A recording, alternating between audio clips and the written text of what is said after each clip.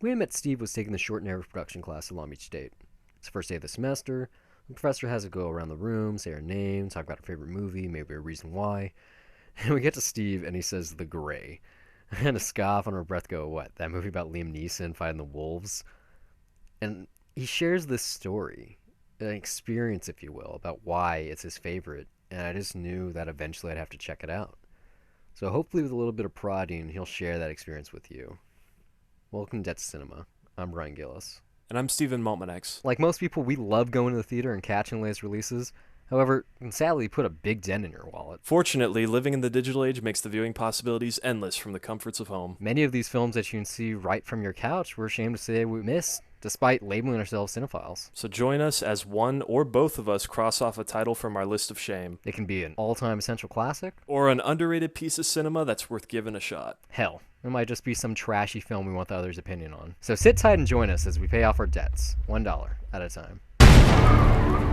We need a fire. Then we find food. If we don't move and work now, we'll all freeze to death. Somebody will find us. They gotta know that plane went off the radar. Nobody's gonna find us. Not here. We figure out what way is south and we start walking. This will be one of those wild stories you tell at a party. What is it? Get up, get up. Don't move. Stare right back at him. Do you want to share why this movie's so special to you? I think the audience will get a kick out of it.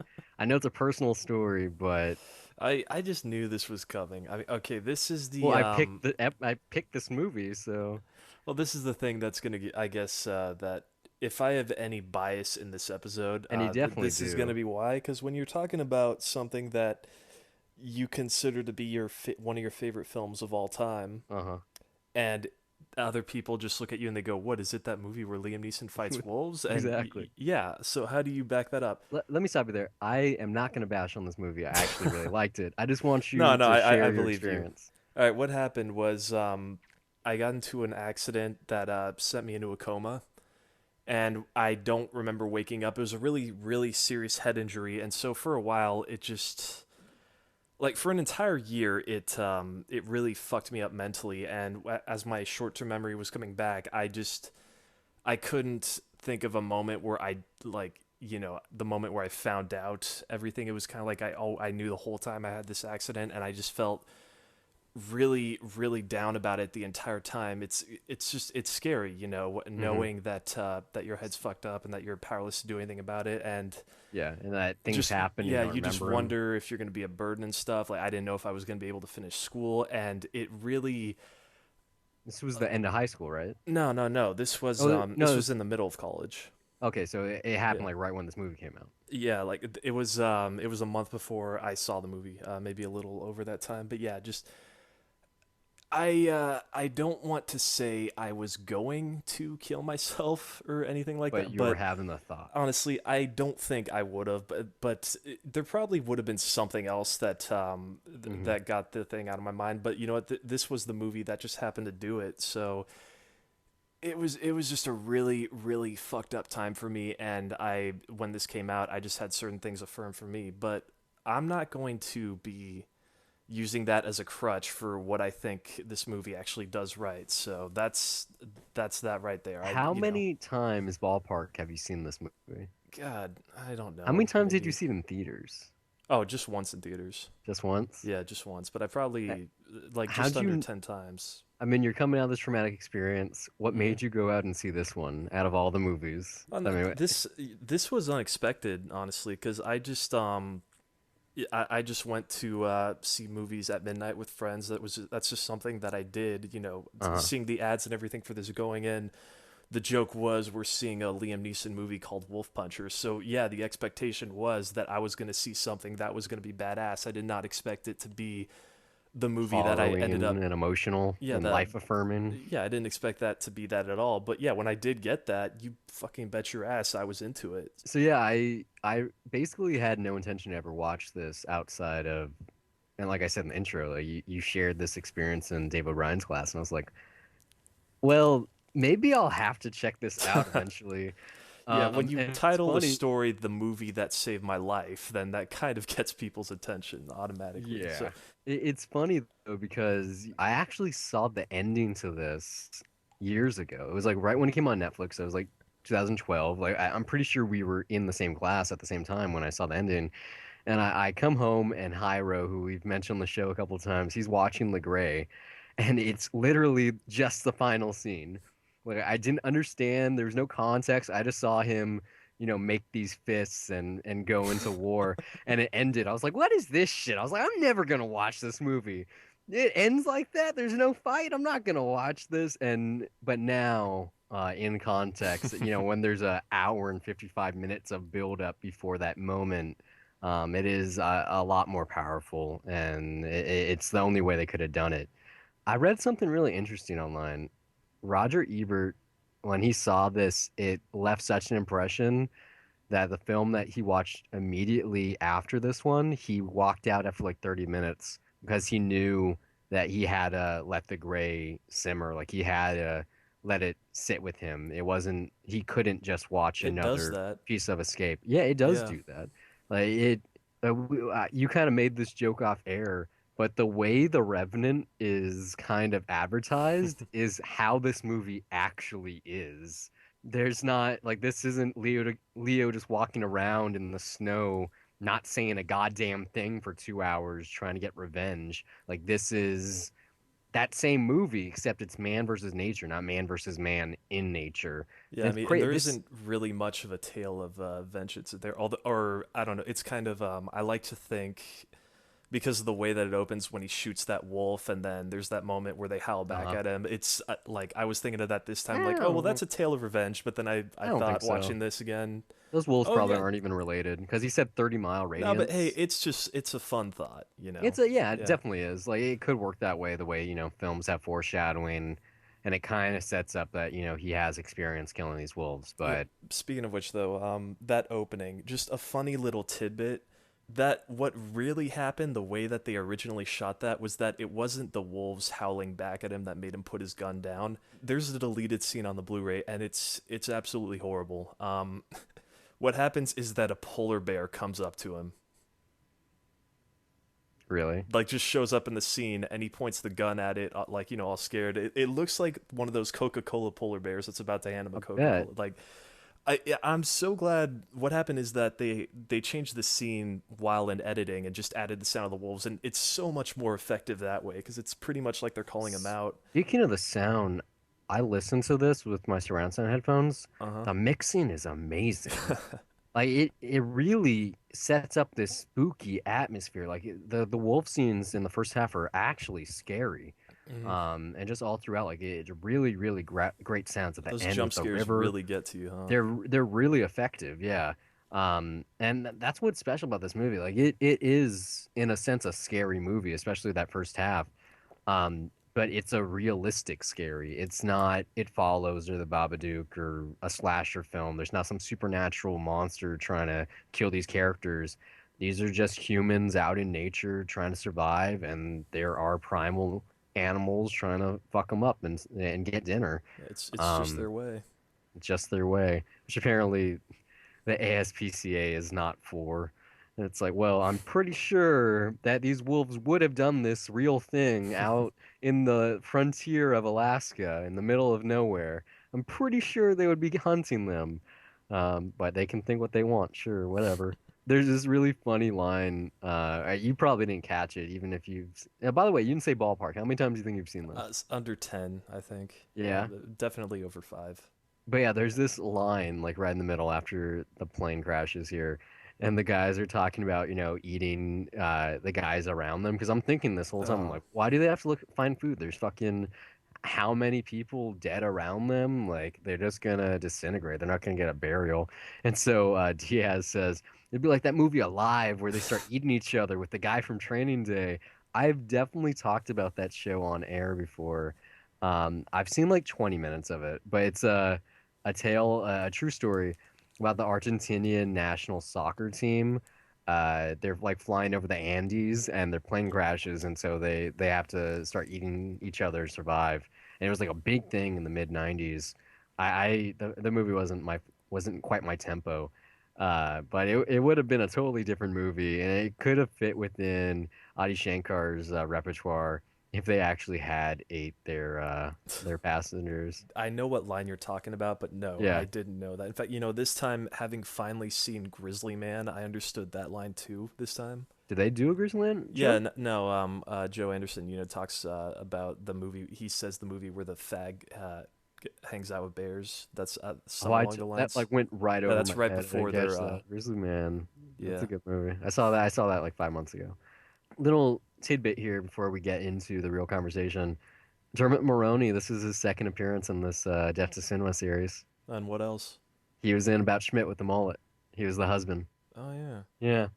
Yeah. We'll see if he'll make another appearance on our series. Like I said earlier, I actually did like this movie. It was really good. It's shot beautifully. I've already talked about the mix. Even though the wolves are CG, it doesn't matter because the way they're utilized, it works really, really well. No, Uh, it's pretty well hidden too. Like yeah. half the time, they're not always CG. There's sometimes real wolves there. Sometimes they're I mean, prosthetics. obviously, when there's like 20 sets of eyes looking at you, they're not all Oh real. yeah, no, but But like I said, like the it's effect hidden though of in that yeah, is the so effect is good. done so well Yeah. that it doesn't matter. Like it would have been worse probably if they're all real. But yeah, really good life affirming movie. They might use the going into the fray line one or two times too many, but I really have like no criticisms for this movie. Everyone's good in it. I love the dynamic that the survivors have with each other and how slowly it builds and how they become around characters. Their conversations over the campfire like Mhm. a lot different in tone than everything else. And speaking of which, they have that one about being afraid that was like the exact same conversation that Arlo has in The Good Dinosaur with the T-Rexes. Like literally, like the same exact scene. It's like, well, you'd be stupid if you weren't afraid. Like I'm terrified right Well, now. just very, very different though. I mean, one has a little kid, Yeah, but but I'm like in terms of the conversation, like the gist of it, like what is being said from the person who seems like he knows everything and is talk. I mean, they're not talking about. It's not the Jaws scene where they're showing off scars like in The Mhm. Good Dinosaur, but even still, I had like a little laugh. I was like, huh, I just saw this a couple months ago. This is That hilarious. moment is really nice though, especially for that character because you're taking And someone who's just that yeah, obnoxious dickhole that you just want to punch in the face, and he has that redemptive moment just a few seconds later, and in which that is moment almost a too. shame because right when that jump scare happens, you're just thinking, "Oh fuck, he's gonna be gone right after that." It gives it to you too, because you're like, if if they didn't have that talk, if the confrontation didn't happen, the jump scare happened, the wolf ate him, you'd be like, good, yeah, and like the crowd would have probably clapped. Yeah, But no, but it's given like the that, moment before where he's just like, "I'm sorry." It's like, yeah, ah, all right, well, he doesn't finally. even finish the thought. He just gets cut off. But you need a dick in your story to push things and to kind of Yeah. speak on the voice of reason because how many people, if they were in these guys' situations, would keep fighting? Especially with the setup you get in the beginning where it's like these are the people, the assholes, the convicts, the people that can't make it anywhere else in the world, and this is where they are. And so if you're one of those people, it's like, he has that real great moment when he's looking at the river later where they break the 180-degree rule like a lot. Like No, but it didn't that take scene me out is of the so moment. good though. I Yeah, think. it's done so well that you kind of forgive it, Yeah, but what I love about that scene, it really hit me this time is that I've seen so many scenes like it, and they this always one's resort to a yeah. close up when you're gonna have a send off. But then I've been realizing this more and more, just paying attention to performances on wide takes like that, and what all three actors are doing in a scene. And I just, Yeah, the blocking's really my good. God, is was And that incredible? Yeah. the way the camera sets up the two different perspectives. Not just with the panorama in the background of what Diaz is looking at, but when you see his face, you're like, yeah, I can go for it. When you see the back of his head, you're like, I don't know. And because you want him to be on the journey because you start to like him. He redeems himself on their journey, but you can forgive him for taking the exit he does at the time he does, especially with where the film goes in the next couple of minutes. This is one thing. It's leading into something that I really, really love about this film is that I don't think there's one death in this that ever feels where characters are just treated like fodder just for the sake Oh, of yeah, entertainment. every death is It important. always has like Even the one, first one. yeah, like oh my god, the one with James Badge Dale, Yeah, you which don't poor even know guy the between character. this and 13 Hours, horrible things just He has happen to him. he has like no lines of dialogue before he's dying, and even still, right then, right there, like you feel for him and you wish he wasn't. And most movies, especially an action movie, especially a movie of this type, where it's a man versus nature story, like we'll bring up The Revenant again.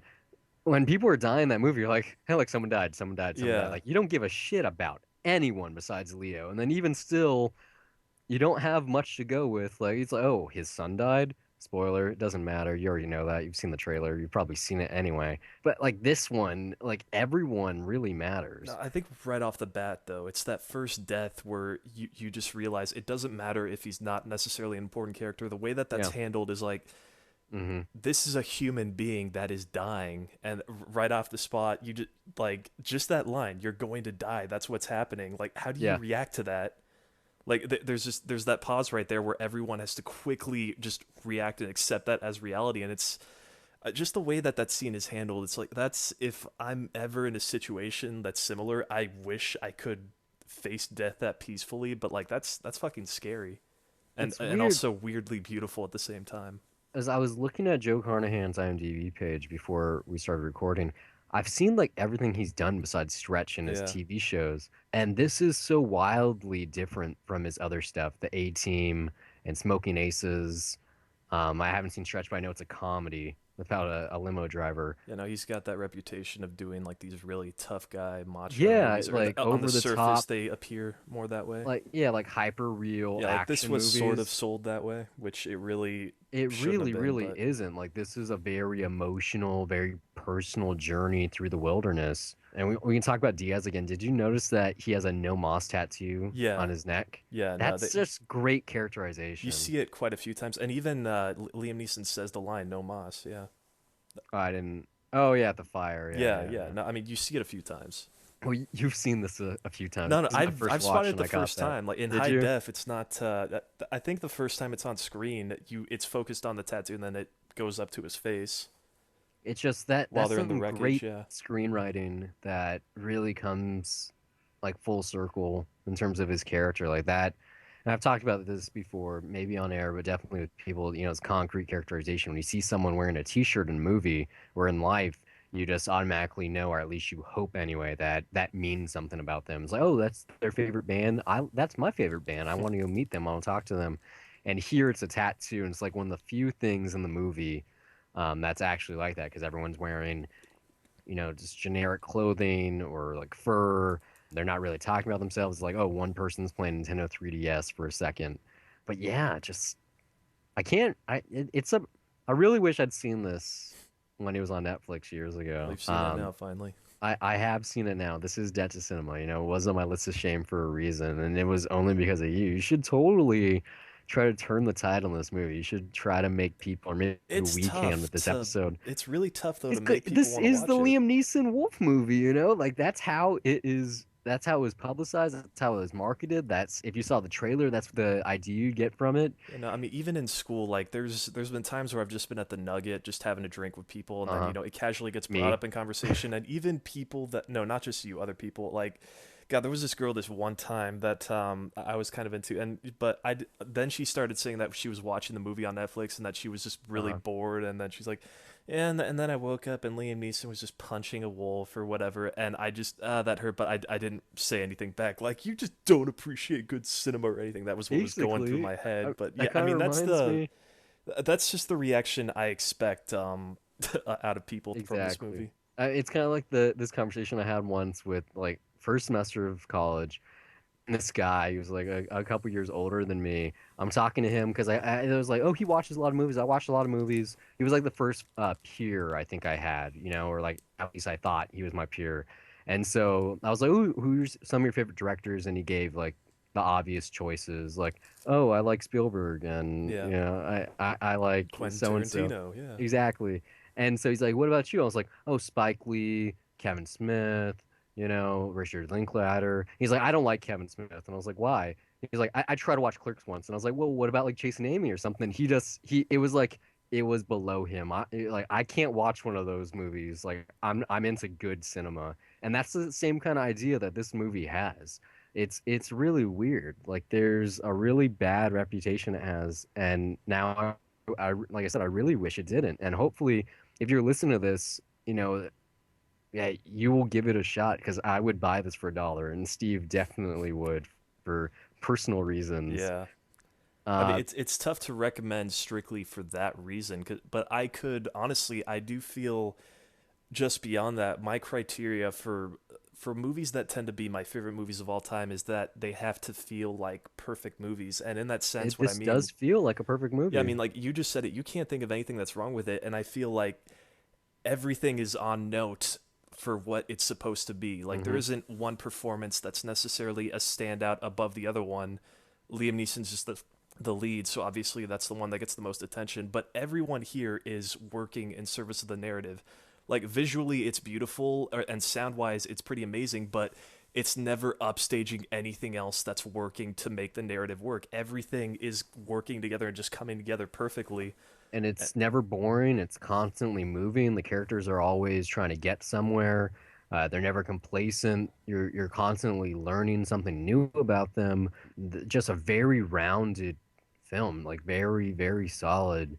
I was surprised to know that this was a Scott-free production. Yeah, Tony Uh, Scott right before he passed too. yeah, Yeah, rest in so peace. it's probably one of the last movies he worked on. Hmm. He was the executive, so I'm not sure how involved he was. Just you really deserve to check this out. And I read about this. I didn't actually watch it. I stopped my movie mid credits. Something like I never do. There's a post credit scene. Oh God. Okay. Why is that there? You know I what's watched it funny? on YouTube. I was That, in the theater and uh-huh. I no one expected that to happen. In fact, me and Yeah. I saw this with two other friends, and it's funny when that ending happened. Like you know, it affected me in a very very specific way. You know why? But my friend sitting next to me just immediately shouted at the screen and went, "What?" The post Which credit yeah, or the no no no actual no no no ending? no the actual like Oh yeah, when the yeah. That, movie that was cut to my initial black. response. Yeah. Yeah, and then I just my knee jerk reaction was to go like, "Are you kidding me?" But I didn't have to do it because the other friend that was sitting next to him also looked at him and was like, "Really, dude?" Shut the fuck up, Yeah, dude. so I was like, I was just so happy that I wasn't alone. But anyway, we were sitting through the credits and Uh, not waiting for anything. Like this is not just the movie where because you'd expect something. And I so fucking wish to God that that postscript was never there. it's Like, really weird. yeah, it's just it's really unnecessary. Like I mean, I how just many don't people are even care. gonna sit through the credits for this movie? There actually And were then, people there too, so that well, it was weird. yeah, when I cleaned theaters over the summer, a lot of people did stay. But this not only does this not need one, but the one it gives you is just as ambiguous as the ending was anyway. It doesn't add anything else. It's not much more closure. I don't know why it's there. Maybe it was a studio mandate, like they're building it up in the marketing that fight that it The, was going to be the this big event. grades So yeah, too. maybe you got to give them something. I don't know. Or I don't maybe they put know. it there for fun, but I really thought it was unnecessary. Thanks for listening. We hope it's been a pleasure. If you like this show and you want to hear more of our wonderful voices on a weekly basis, check out 2 Cents. I'll recap what's happened in film, TV, and tech news. We're also on the titular Dollar Review Show, a spoiler-free critique of new releases or anything we've discovered on our own, whether that be TV, music, etc. You can find all of our content at dollarreviews.net. Follow us on Twitter or like us on Facebook at Dollar Reviews. We're available on iTunes, YouTube, TuneIn, Stitcher, and constantly looking to expand to other platforms. If you listen somewhere we're currently not available, you'd like to contribute some talking points, send a Debt to Cinema request, or if you just want to laugh at us, you can do so by reaching out to us on social media or send an email to brian@dollarreviews.net. Or you can email me as well, steve@dollarreviews.net. You can follow me personally on Twitter at Brian Gillis. That's BryonGillis. And now you know how to spell the email too.